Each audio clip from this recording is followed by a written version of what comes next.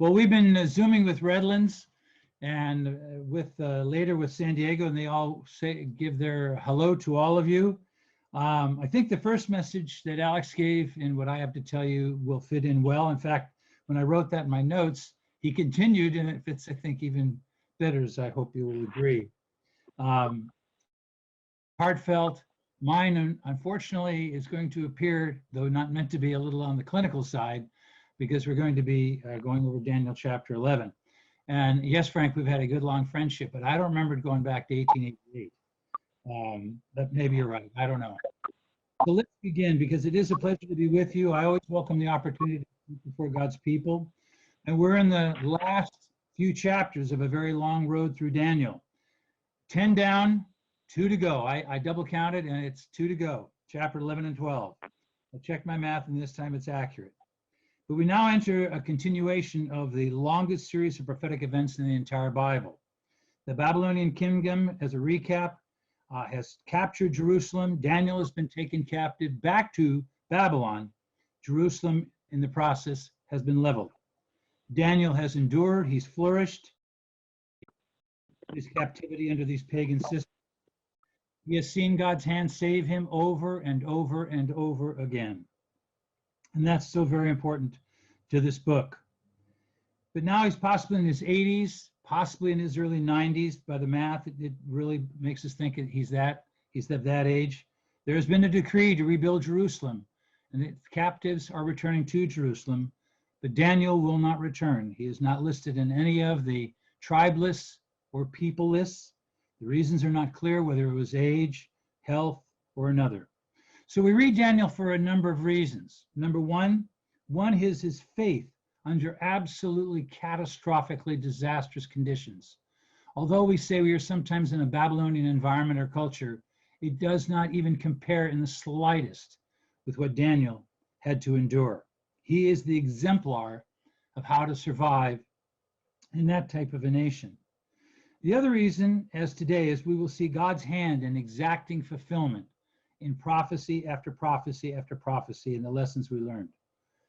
In fact, our timing today, strangely enough, in the speaking schedule, coincides on our calendar with these events in Daniel 11. The title is Living in Babylon, chapter 11, the Prophetic Wars. So today we're as close to ending this series as is possible. This chapter contains nearly 50 verses. And if I read it straight through, it'd take 8 to 10 minutes, but it would give you no background detail. So I'm not going to do either, because it is complex. The events fit with succeeding history into the last days. So much of this chapter, as we will discuss, has been declared false because it is so accurate. The dating timeline could not be real per the critics, and there are many. They hate this chapter. Of all the chapters in the book of Daniel and possibly the Bible, this is almost target number one for many of them. Yet it is true.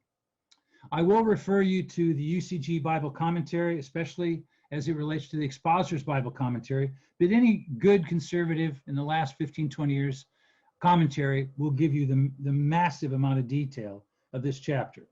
We had asked you last time we talked about Daniel 10 and part of 11 as homework, that you remember that this chapter really relates to only 2 kings of the 4 of Alexander's empire after his death, and we're going to recount that. This is a recurring theme in Daniel. The Ptolemies are in Egypt. They are the king of the south. Think Egypt, south. The Seleucids, aka also known as the Antiochus reigns of the north. Think Greece and Syria predominantly. With Israel and Palestine stuck right in the middle, you might think of this somewhat, not exactly by any means, but very similar to the American Civil War. Kings of the north, kings of the south, and the battles that they have. And the freedom of the slaves are jammed in between, and that is so key. All told, once again, by Daniel living and enduring in Babylon. So let's begin, beginning in verse 1. And I want you to remember this is the angel speaking to Daniel. Daniel's listening, and he's also watching, in some ways, a vision. So Daniel 11, verse 1. Also in the first year of Darius the Mede, even I stood up to confirm and strengthen him. And now I will tell you the truth. Behold, 3 more kings will arise in Persia, and the fourth shall be far richer than they all. By his strength, through his riches, he shall stir up all against the realm of Greece. Then a mighty king shall arise, that's Alexander, who shall rule with great dominion and do according to his will. And when he has arisen, his kingdom shall be broken up and divided toward the 4 winds of heaven, but not among his posterity, nor according to his dominion with which he ruled. For his kingdom shall be uprooted, even for others besides these. Also, verse 5, the king of the south, remember this is the Ptolemy, shall become strong, as well as one of his princes, and he shall gain power over him and have dominion. His dominion shall be great dominion, and at the end of some years they shall join forces, for the daughter of the king of the south, Egypt, shall go to the king of the north, the Seleucids in the north, to make an agreement. But she shall not retain the power of her authority. Authority shall stand, but she shall be given up with those who brought her, and with him who begot her, and with him who strengthened her in those times. But from a branch of her roots one shall arise in his place, who shall come with an army, enter the fortress of the king of the north, and deal with them. And he shall also carry their gods captive to Egypt, with their princes and their precious articles of silver and gold, and he shall continue more years than the king of the north. Now, isn't that clear? All we know is that there's the kings of the north, and that's the line of the Seleucids, the Greece and Syria predominantly, the Antiochus reigns, and those are the Ptolemies of the south. And there's battle after battle after battle. What's interesting in verse 2, we're going to only focus on a couple of verses. In verse 2 of chapter 11, and I'll tell you the truth, 3 more kings shall arise in Persia, and a fourth will be far richer than them all. These kings were Darius under Cyrus, followed by these 3 kings, Cambyses, Guamata, Darius the first, and Xerxes. You may remember the phrase Xerxes, the 4th king, who is felt by most commentators to be known by his Persian name Ahasuerus, and he is the king in the book of Esther. So there's a relationship between Esther and Daniel. The mighty king is Alexander. It says he dies, and not for his posterity that takes over, for his infant son is murdered, so he is without heir, and the kingdom is divided. It's divided among his 4 generals, and Daniel has repeated this in other prophecies prior. It's that important, the breakup of Alexander the Great's empire. Cassander, Lysimachus, Ptolemy, the south in Egypt, and the Seleucids, north in Syria. Again, only 2 are related. So when we see the words the king of the south, it means the Ptolemies, nearby or close in Egypt, and the Seleucids of the north. King of the south, king of the north.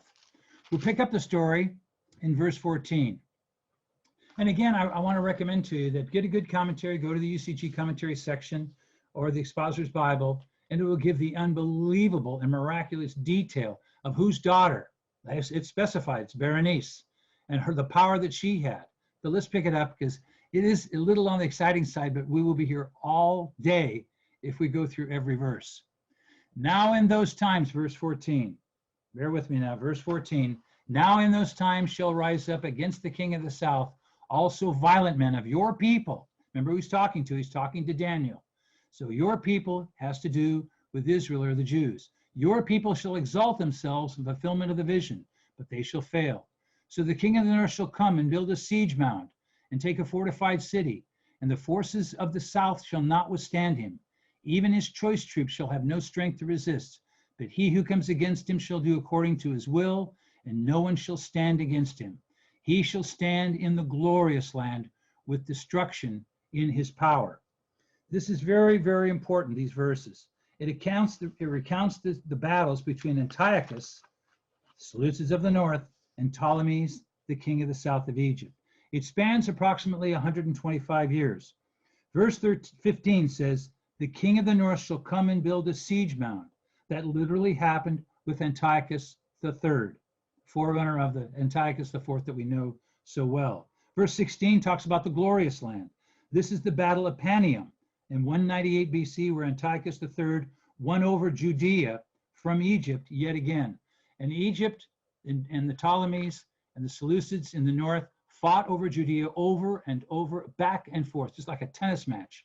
One side would win, then the other side would win. We then come to verse 20. We're going to skip down in verse 20. And this is a key section. It's a little long, so bear with me. There shall arise in his place, this king, one who imposes taxes. This is the northern kingdom. He will impose taxes on the glorious kingdom. There's that phrase again, glorious land, glorious kingdom. But within a few days he shall be destroyed, but not in anger or in battle. And in his place shall arise a vile person, to whom they will not give the honor of royalty, but he shall come in peaceably and seize the kingdom by intrigue. With the force of a flood they shall be swept away from before him and be broken. And also the prince of the covenant, this is speaking of the high priest of the temple. We think maybe it's Onias. And later and after the league is made with him shall act deceitfully, for he shall come up and become strong with a small number of people. He shall enter peaceably into the richest places of the province, and he shall do what his fathers have not done, nor his fathers. He shall disperse among them the plunder, the spoil, and the riches. And he shall devise his plans against the strongholds, but only for a time. He shall stir up his power, this new king, and his courage against the king of the south, in Egypt the Ptolemies, with a great army. And the king of the south shall be stirred up to battle with a very great and mighty army. But he, this king of the south, shall not stand. For they shall devise plans against him. Yet those who eat at the portion of his delicacies shall destroy him. His army shall be swept away, and many shall fall down. Both these kings' hearts shall be bent on evil, and they shall speak lies at the same table. They actually, the king of the north and south, they believe, went to a peace talks and lied to each other at the table. But it shall not prosper, for the end will be at the appointed time. While returning to his land with great riches, this is the king of the north, his heart shall be moved against the holy covenant, so he shall do damage and return to his own land. This is on his way back to Syria. In verse 20, Antiochus IV sends Heliodorus as the tax collector. Read verse 20. There shall arise in his place one who imposes taxes on the glorious kingdom. In fact, Heliodorus, as the tax collector, went throughout Judea to pay for the wars. They were under the auspices of the Syrian king, the Antiochus line, the Seleucids, and he said, somebody's got to pay for these wars. We're broke. So they went to Judea. In verse 21, this vile person, the word vile means contemptible. One of the Hebrew lexicons says to raise the head loftily. And boy, does this fit this guy. This, in fact, is our old friend, this evil, vile person, Antiochus IV, Antiochus Epiphanes. Now, if we were reading this as a story, this is the time when you would say boo and hiss, because this guy is evil from the core. He is the one that lifts his head loftily. The word Antiochus is the family name. Epiphanes or Epiphanes means the glorified one, a godlike figure. In verse 25, Antiochus IV, this Epiphanes, boo, hiss, stirs up trouble with Ptolemy. Ptolemy is the son of Cleopatra of Egypt. That same guy. In verse 28, Antiochus, in 168, you do it, boo, hiss. He goes on his trip back to Syria. He plunders Egypt. He just takes and pillages it while returning to the north. But here's the sentence that says, his heart is set against the Holy Covenant. That's code for he is going to target Jerusalem on his way back. In verse 29, and this is the verse, these are the verses that Daniel is known for, probably more than others. In verse 29, at the appointed time, he, the king of the north, and shall go toward the south, but it shall be not like the former or the latter. For the ships of Cyprus, or Kittim, shall come against him. This is the king of the north. Therefore he shall be grieved and return in rage against the holy covenant and do damage. Quick side point here. When it says the ships of Kittim, or the ships of Cyprus, this is code for Rome. Rome controlled the area, and Rome had gone to Antiochus and said, you've damaged enough. Go home. Go home now. And as he went home, he returns in rage against the holy covenant and to do damage. Verse goes on. So he shall return and show regard for those who forsook the holy covenant. This is in Judea, those who forsook the covenant, or those basically apostate Jews. And forces shall be mustered by him, and they shall defile the sanctuary fortress. Then they shall take away the daily sacrifices, and place there the abomination of desolation. Verse 32. Those who do wickedly against the covenant, he shall corrupt with flattery. But the people who know their God shall be strong and carry out great exploits. And those of the people who understand shall instruct many. For many days they shall fall by the sword and flame, by captivity and plundering. Now when they fall, they shall be aided with a little help. But many shall join with them by intrigue. And some of those of understanding shall fall, to refine them, to purify them, to make them white until the time of the end, because it is still for the appointed time. There's a lot there, and I hope you picked up some key phrases. In verse 30, we talked about the ships of Kittim and Cyprus, referring to Rome. Rome is influenced very subtly at this point. They stop Antiochus, as we said, and on the way, he makes the siege against Jerusalem. In verse 31, so much is going on, and the forces shall be mustered by him, and they shall defile the sanctuary. They shall take away the daily sacrifices, place there an abomination of desolation. At least 5 things happen, a bit to recount of the previous. Number 1, Antiochus Epiphanes, the 4th, strikes a pact with apostate Jews, those that in many ways went after Greek gods and Greek ways. So he strikes a deal with the apostates. The temple wall is breached, then the temple. The daily sacrifices are stopped. Antiochus and his troops then sacrificed a pig on the altar. Defilement of all things to sacrifice on the altar. They then set up a statue either of Jupiter Olympus or Zeus Olympus to be worshipped. So either would of these last two, the slaughtering of a pig on the altar or the setting up of a statue of Jupiter or Zeus, either one of these would qualify as an abomination of desolation.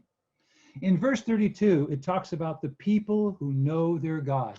There was a remnant in Jerusalem, in Judea, that stayed close to God. We know them as the Maccabees. In fact, we know in particular of Judas Maccabeus. He was of Hasmonean priestly dynasty, and Maccabeus, as you know, it is a fascinating story. Maccabeus is denoted as the hammer. So Judas the hammer. They were true to God and his law. His forces, Maccabeus did, the Maccabeans, fought doggedly against the Syrians and Antiochus, and they were slaughtered. The damage was heavy. But they persevered, and slowly the Syrian forces gradually were driven out. What's interesting, and we need not turn there unless you'd like to, Hebrews chapter 11 relates, interestingly, to these verses. If you remember Hebrews chapter 11, and you should from memory, it is the chapter of faith. It notes, they who shut the mouths of lions, that refers to Daniel 6, quenched the fury of flames, that refers to Daniel's 3 friends in Daniel 4 in the fiery furnace. And then Hebrews 11 says, those who became powerful in battle and routed former enemies, refers to the Daniel section here of Judas Maccabeus and his revolt. Much of these verses, 31 through 35, relate to these battles of the Maccabees against Antiochus Epiphanes. Though not in Daniel, there was a rededication of the temple. You may know what it is. It's a relighting of the lights inside the temple for a period of time. It's known by many names, the miracle of the oil, the festival of lights, and it's found in reference of the book of Maccabees, the first book. It is not in our Bible. It is in fact not in most Jewish Bibles. It's in Orthodox Bibles known as the Apocrypha. But Maccabees 1, and you can get it online very easily, talks about this very time in detail with this added dimension of the festival of lights. And I invite you to do that. What's more important, it was written at the time in the 180s, 120s BC. So as timing would have it, as I said earlier in the introduction, as timing would have it with the speaking schedule, funny enough, we're in the midst of that very famous festival. You know it as Hanukkah, and that is the lighting of the lights.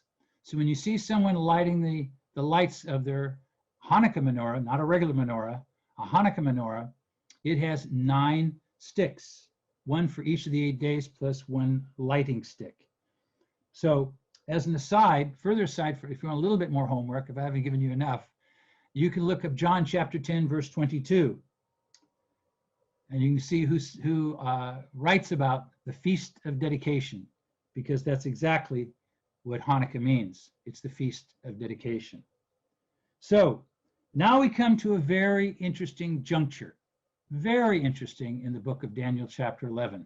And I hope I haven't bored you with too much detail, because there's 5 to 10 times more if we'd have read all these verses. But it's important for the setup, the prologue, as it were. Remember, Daniel is writing prophecy, these verses. And we can see from history, by looking back over this time period, that it fits detail for detail, point for point in the historical record. But this interesting next section, in verses 36 through 39, are interesting because there's much debate over them. The debate is these attributes in the description of a king can't really relate to Antiochus IV, Antiochus Epiphanes, this vile person. It must be speaking of someone else. Therefore, they are more likely speaking of a later or latter fulfillment after the time period of Judas Maccabeus and the war with Antiochus. So let's read verses 36 through 39. And then the king, this is the king of the north, shall do according to his own will. Now, as we read through this, I want you to remember what we know about Antiochus Epiphanes and what he and his armies did in Jerusalem. So remember this. He shall exalt and magnify himself above every god, and shall speak blasphemies against the God of gods, and shall prosper till the wrath has been accomplished. For what has been determined shall be done. He shall regard neither the God of his fathers, nor the desire of women, nor regard any god, for he shall exalt himself above them all. But in their place he shall honor a God of fortresses, and a God which his fathers did not know. And he shall honor with gold and silver, with precious stones and pleasant things. This can't be describing Antiochus, because he did just exactly that. He did set up gods and altars that were very well known to the gods of his fathers, very much so. Verse 39, thus he shall act against the strongest fortresses with a foreign god, which he shall acknowledge and advance its glory, and he shall cause them to rule over many and to divide the land for gain. So we see these things cannot relate to Antiochus Epiphanes. They must indeed relate to a future prophetic king, possibly a king at the end time with periodic forerunners. These forerunners could very easily meet some of these, all of these attributes, but there will be one final king. We then come to verse 40 through 45, in the end of the chapter. Let's read it. At the time of the end, the king of the south shall attack him, and the king of the north, that's the antecedent for him, the king of the north shall come against him like a whirlwind, with chariots and horsemen, with many ships, and he shall enter the countries, overwhelm them, and pass through.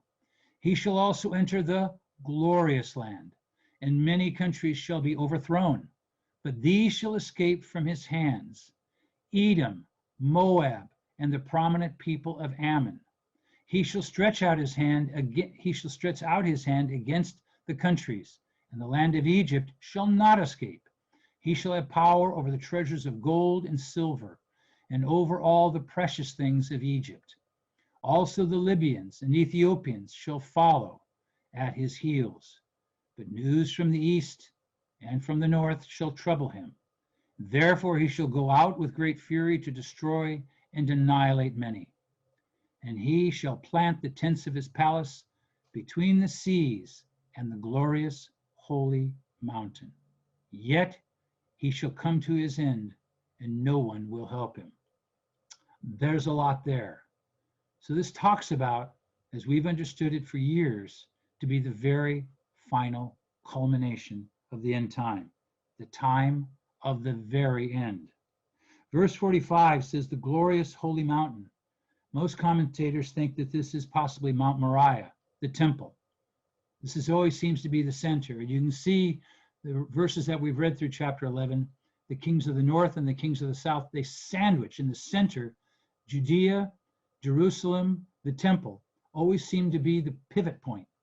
As he's coming and going, they cross through Israel and destroy it over and over again. Finally, they fight back, but you can see that Jerusalem is the center of it all. What is interesting is the countries that are mentioned. Edom, Moab, and Ammon no longer exist. Those are no longer countries, nor does Babylon or Assyria. Egypt and Libya do exist. They're nations today, and their descendants still exist. Moab, Ammon, and Edom are replaced principally by Jordan, the country of Jordan. Babylon is now principally Iraq. Assyria is now principally northern Iraq and southern Turkey. It is a very tight space geographically, and I think it's important. We can think of other nations that may be involved, especially as we see the world geopolitical signs. We can see the maneuverings by different countries even now, but it's still mentioned here in chapter 11, verses 40 through 45, a very tight geographical place. What will happen in the end? These nations could very easily play a part. And whereas we never, or at least I don't want to ever, definitively place without any doubt these ancient lands and their prophetic fulfillment, I think there's danger there. We now understand in our world of the last 15 to 20 years at least, in our understanding, in our lifetimes, the concept of proxy wars. Proxy wars were a larger, much more powerful, much more militarily equipped country lends aid to support a lesser in their battle.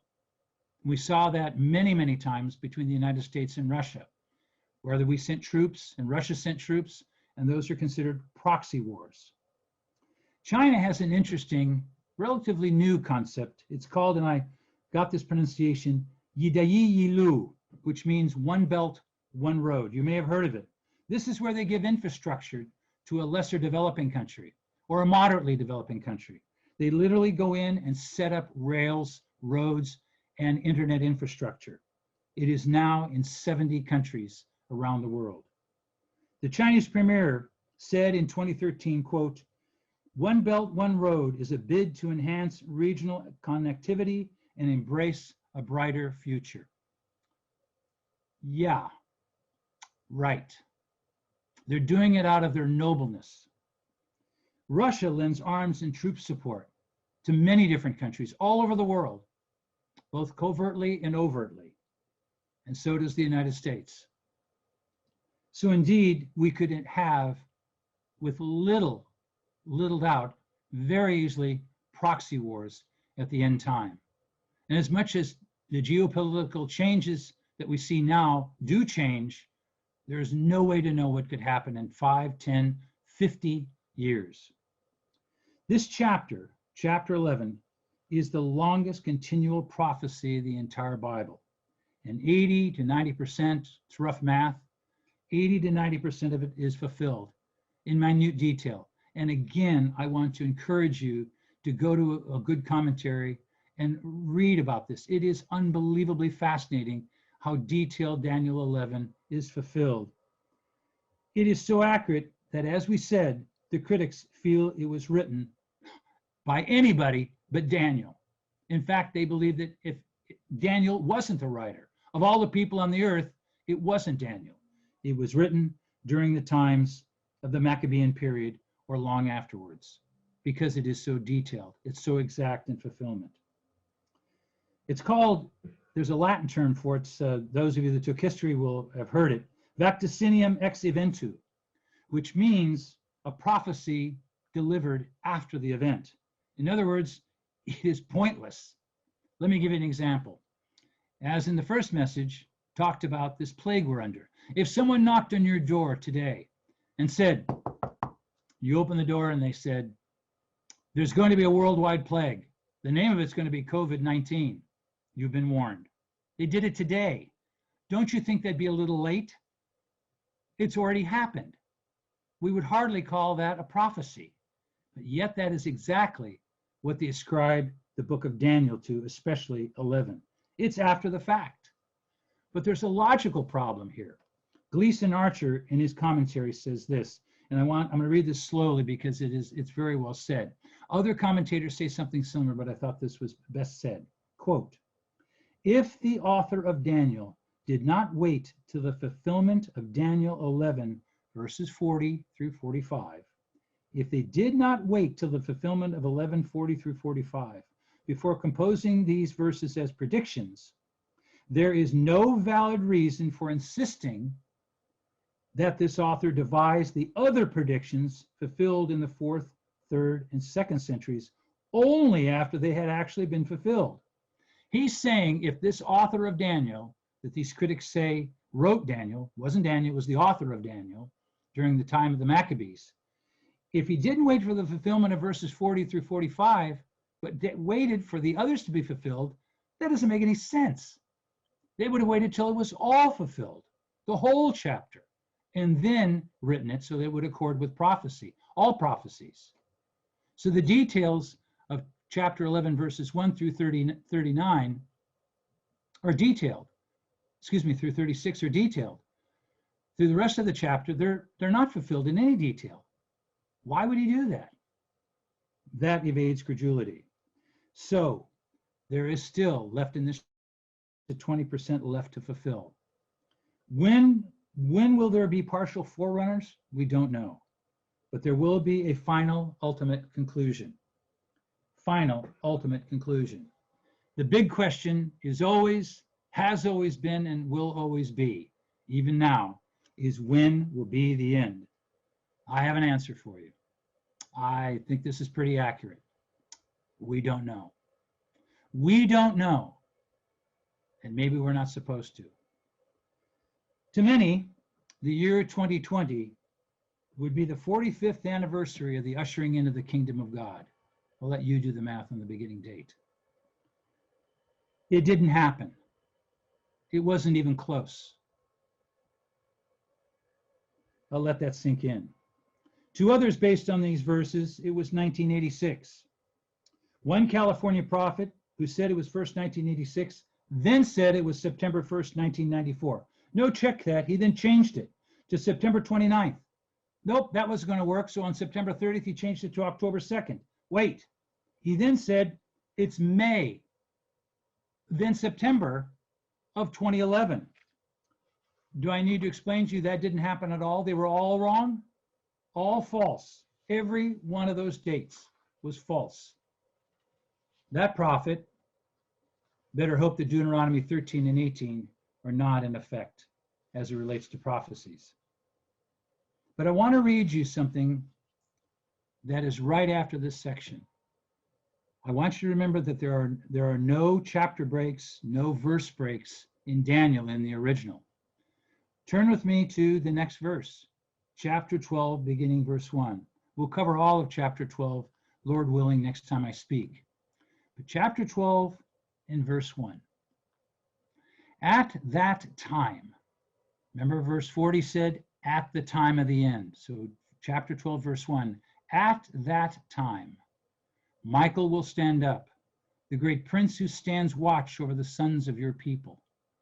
And there shall be a time of trouble such as never was since there was a nation, even to that time. And at that time, your people, remember this is Daniel being spoken to, this is Israel, God's people. And at that time, your people shall be delivered, everyone who is found written in the book.